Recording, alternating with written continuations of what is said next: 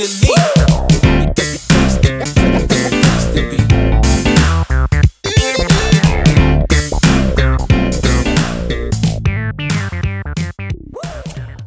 back to the Citizen Channel. We're all staying safe and well. We've got part 5 here, guys, so check out the other parts of this. And it's a look at Jack Grealish's time at City. Of course, as I'm recording this, he's just been loaned out to Everton with an option to buy. I don't think he'll be coming back to play for City, so I put this little feature together of his time at City up to the time he left to join Everton on loan.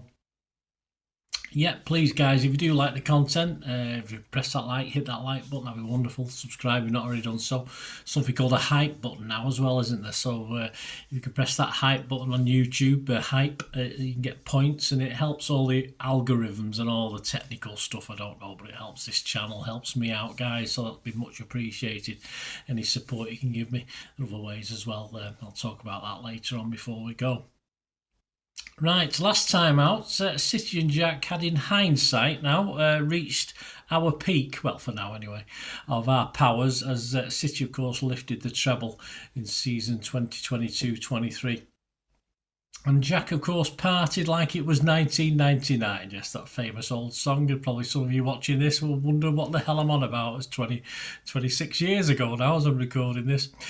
So we're going to go on to season 2023-24.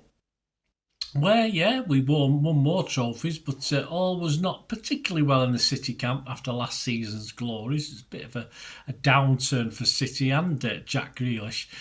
We started, of course, with an Asian pre-season tour. We had an opening game, a 5-3 win over Yokohama on the 23rd of July. The Manchester Evening News journalist Richard Fay said of Jack Grealish's performance, tried to make things happen whenever he got the ball and scored him a 6 out of 10. Yeah, I was rating that season. I gave him a 5.5. I did say he was okay, nothing special, but a nice pass in the lead up to the goal. Yes, you will find in this, I'm not usually too flattering at times. I'll try and be honest with my little reviews. Next up on the 26th of July, a 2-1 win over Bayern Munich. Richard Fay again from the Manchester Evening News was impressed. He said it irritated the opposition throughout. Yes, scored him a 7 out of 10. I just give him a 5.5. I said he won 3 kicks but no real threat. We finished the tour with a 2-1 defeat against Atletico Madrid on the 31st of July, but Grealish again stood out for Richard Fay of the Evening News. He said a menace against the opposition defence and drew a yellow card very well. Scored him an 8. Yes, well, it was my highest Jack score, I must admit, but I scored him just a 6.5. Well, not just, 6 is average, 6.5 is better than average. I said obvious that Madrid were going to go and harass him. Yes, he won 3 kicks, but I didn't think he did too much else. Whilst on the Asian tour, Jack admitted he wanted so much to win the Community Shield. He said he was desperate to win it, but of course his dreams, like ours, were shattered with a Community Shield penalty defeat to Arsenal on the 6th of August, and he'd been taken off after 58 minutes for Foden, so he didn't even have a chance to take a penalty. Simon Bukowski this time for the Manchester Evening News, who's their general reporter this season. He said he was barely involved in the first half, and an inviting cross after the break couldn't save him from an early substitution. He scored him just 5 out of 10. I was a 5 out of 10 as well. I said bang average, and I thought I was being very generous. He was on the bench for match day 1 of the Premier League, a 3-0 win at Burnley. But another trophy round the corner, of course, and this time a win on penalties in the UEFA Super Cup victory over Sevilla on the 16th of August. We won that one 5-4. Of course, he was one of the guys to score a penalty. Haaland, Alvarez, Kovacic, Grealish, Walker, and of course the crossbar helps us as well as they hit it. Simon Bukowski said gave his fullback plenty of trouble and was sived down for it, albeit never managed to really test the keeper. He gave him a 7. Again, I was less than impressed. I gave him a 5.5. I thought he'd been poor but scored his penalty, so I was quite happy with that. Simon Bukowski on his showing in a 1-0 home win over Newcastle on the 19th of August said he struggled to create anything offensively, but his tracking back and defending in the second half was important. Scored him a 7. Yeah, I give him a 6.5. I said that was more for his work back more than for his attacking wing play, but he was always closed down. A couple of wasted attempts at shots and crosses. He should really know when to move the ball on rather than just waste it, I commented. From the match report, in a 2-1 win at Sheffield United on the 27th of August, in the 63rd minute, it's 1-0, thoroughly deserved for City. Grealish holds it up then for once, jinks to his left rather than back to safety on the right, and beautiful chip to the back post where Haaland powerfully heads home. Sam Bukowski said of his game, struggled to make progressive runs but showed his quality with the assist for Haaland. He scored him a 7. 6.5 from me. I said the assist saved him from getting a 5 or a 5.5. A hamstring or a dead leg problem, depending who you read or who you believe, kept him out for the next 3 games. He was an 87th minute substitute for Foden in a 2-0 home win over Forest on the 23rd of September. Needing some minutes in his legs, he was a surprise starter in the Carabao Cup 1-0 defeat at Newcastle on 27th of September, but marks his full return from injury with a typical Grealish performance. A ball magnet, Joe Bray, the Manchester Evening News called him, winding up the home fans, making things happen on the left. The most senior player in the second half, Grealish had too much to do on his own to get City over the line. He scored him a 6 out of 10. Again, for me, 5.5 out of 10, uninspiring, I said. As City stuttered to a 2-1 loss at Wolves at the end of September, he only came on in the 80th minute for Ake and made no real impact. He got his first Champions League start away at Red Bull Leipzig on the 4th of October. Joe Bray said of his night, not an electric performance but a necessary one in keeping possession and creating overloads on the right. He even found himself playing the number 10 role in the second half to try and find a goal. Scored him a 6. Yep, I give him a 5.5. I said like a Kanji, struggled a bit. A 6 from Gideon Brooks of the Express. On the bench for a 1-0 loss at the Emirates on the 8th of October, despite only coming on after 75 minutes for Doku with a 2-1 home win over Brighton. He got himself a silly booking in that one on the 21st of October.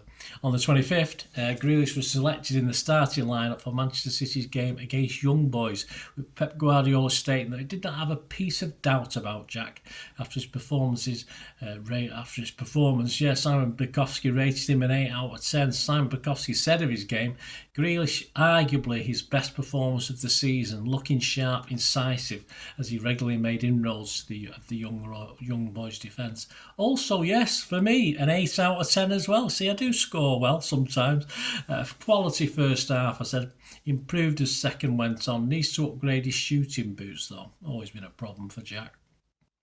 This primed him nicely for the visit to Old Trafford on the 29th of October, where things went pretty well again with a 3-0 win. Sam Bukowski said, linked up really well with Bernardo and fully merited his place ahead of Doku. A clever pass for the second goal. He scored him an 8. Again, I was in agreement. I scored him an 8. I said, not quite as good as Young Boys' performance, but another very good effort. Shooting still needs a little bit of work. Job done. Doku replaced him on 87 minutes in that game. He got a 7 from Gideon Brooks, a sports journalist. An unused sub in a 6-1 home romp over Bournemouth on the 4th of November, where the media implied a certain Doku could offer stiff competition for Jack's spot in the team. It was going to be stiff competition. He then featured on the programme cover for the home game with Young Boys on the 7th of November, and on the pitch in the 3-0 win, nice play and a pass for Foden to make it 2-0. Simon Bukowski said, put on notice by Doku and responded with a lovely assist for Foden.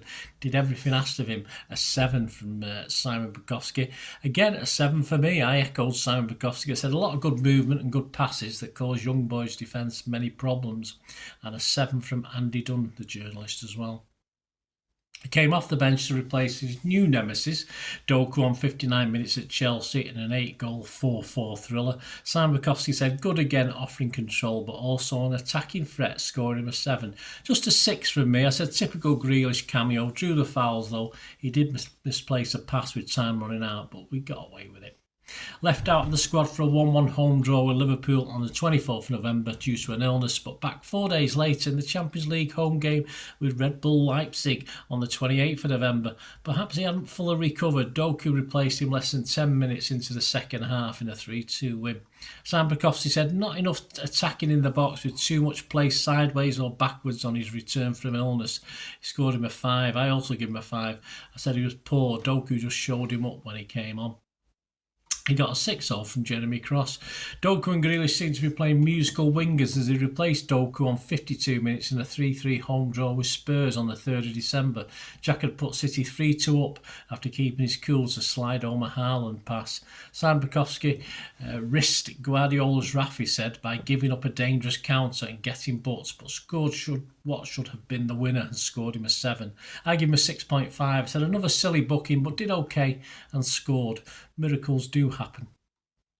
He missed out on the trip to Villa Park on December the 6th through a suspension after a totting up of yellow cards. We lost that 1-0. But he got the headlines as City came back for a vital win at Luton Town on the 10th of December in a 2-1 win. He got on the end of an Alvarez cross. Simon Bukowski said didn't do enough in the first half to take on the Luton defence, but changed all that with the winner. Scored him a 7 out of 10. I weighed him with a 6.5 out of 10. I said, again, did what Pep wants and a goal, so we'll take that. Though he may be a bit lucky, he went through the keeper's legs. A 6 from Mike Walters from the Mirror. Back in the Champions League on the 13th of December, a 3-2 win at Red Star Belgrade. Simon Bukowski said of his performance, an injury concern after limping off at half-time following some rough treatment. Good work for the first goal, though he could have used the ball better. He scored him a 7. I give him a 6. I said he did at time. For me, did times, but could probably have done more with the ball. A 7 from David McDonald for him as well. Jack opened the scoring what was ultimately a poor 2-2 draw at home to Palace on the 16th of December. But Simon Bukowski on Jack gave him a 7. He said scored the first and played an important role in the second, taking responsibility as a key player in attack. But Pep wasn't happy with the team as a whole, though Jack was escaping criticism for this one. And Joe Brain, a piece for the Manchester Evening News, highlighted that Jack was finding goals just at the right time. He got a 7 from John Richardson. It was after that, yes, Club World Cup in Saudi. Firstly, a 3-0 win over Ruawa Red Diamonds. Tyrone Marshall said of Jack's performance, tormented his fullback at times, but probably have done more with his end product, not providing that killer touch, and scored him a 7. I gave him a 6.5. I said as Ruawa weakened, he was better, but not a lot in that first half. He didn't lose it, but really took his man on. He got better, of course, as City lifted the Club World Cup with a 4-0 win over Fluminense. Tyrone Marshall gave him a 6, said had a running battle with the Fluminense defenders, but never quite hit the heights as he did on Tuesday night. Had moments where he was in space but not picked out. Scored him a 6. I give him a 6 as well. I said underwhelming as far as directness, but he did his part. Back to the bread and butter of the Premier League in a 3-1 win at Everton on the 27th of December. Simon B said of his game, said he was City's brightest threat over the 90 minutes, constantly troubling Patterson with incisive running. He scored him a 7. I give him a 6.5. I wasn't overly convinced tonight. Average first, better second half with no protection. Booking for getting fouled, which he did. This led to a little bit of handbags at full time as Grealish confronted Everton's Patterson. A little bit of bad blood. But eventually they all went down the tunnel happily. Even worse, whilst we were playing, thieves committed a robbery at his family home whilst his fiancée was watching Jack play at Goodison with some family members. And no surprise, despite a home win over Sheffield United 3 days later, no rave reviews for Jack, who surprisingly did start the game. Sam Bukowski said he made too many poor decisions in the final third and came off early, although credit to him for turning up and playing after the scare for his family at his house in the week. He only scored him a 5 out of 10. I was a little bit more charitable. I don't think Pep should have started him. I said his head wasn't quite right, so I'm not going to give him less than a 6. And he also got a 6 from journalist Dave Craven. There you go. So robbery at your house, yes, shocking really, isn't it? Join me next time. A new year brings us mixed joy for City and yes, mixed joy for Jack as well. Please, any memories of this season or this item I've done on Jack, anything you want to share, that'd be wonderful to hear. And of course, as I said, if you do want to contact me through my various socials or help support the channel, guys, if you enjoy the content and want to help support me, as well as those smashing those buttons, there are ways of doing it. And all I ever ask is you keep watching and listening. Thanks for that, guys. Hope you enjoyed the feature anyway. And please, if you can, give us a thumbs up, give us a like. That'd be wonderful. And if you're not already a subscriber, it'd be great if you could subscribe. It's absolutely free.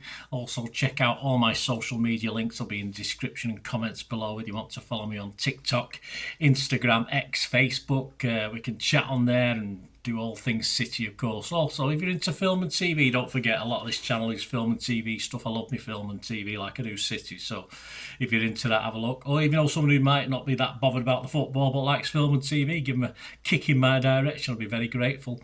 And special thanks as ever to supporters of the channel. Piat6505, they've got a little eBay shop selling film and TV memorabilia mainly, including books, magazines, posters, lots of posters, and they do have some City stuff as well that they've purloined off me over time, so there'll be a few bits and pieces, probably more going on as well. So have a look at Piat6505 on eBay. And yes, if you do go onto eBay, and if you remember, we do have memberships, 99p a month. You get early access to all my vlogs, so as soon as I do them, you get them. Sometimes it could be months before they're published generally, so a lot of the history stuff, so you have access. The membership gives you access to that. It gives you 10% extra off at Piat6505 if you want to buy any of that memorabilia. That's all that you can actually gain that from being a member. And support the channel. That's a great way of supporting the channel, of course, like watching the ads on the original thing that you've seen now, my original feature. That'd be fantastic. So yeah, also before we go, podcasts. If you like your podcasts, I do a podcast with Mike Long in South Korea. It's called Bolt from the Blue, in our 8th season. Yeah, we've had some good fun on there. We're trying to have a bit of humour, generally look at City's games as and when we play them, have a look back. So please check out that. It's on Soundcloud, Spotify, all good places you get your podcasts from. There you go, guys. Thanks for watching. Hope you enjoyed everything about this feature, and you didn't mind me asking you about this at the end. And please, all I ever ask for you is to stay safe, everyone, especially you Blues.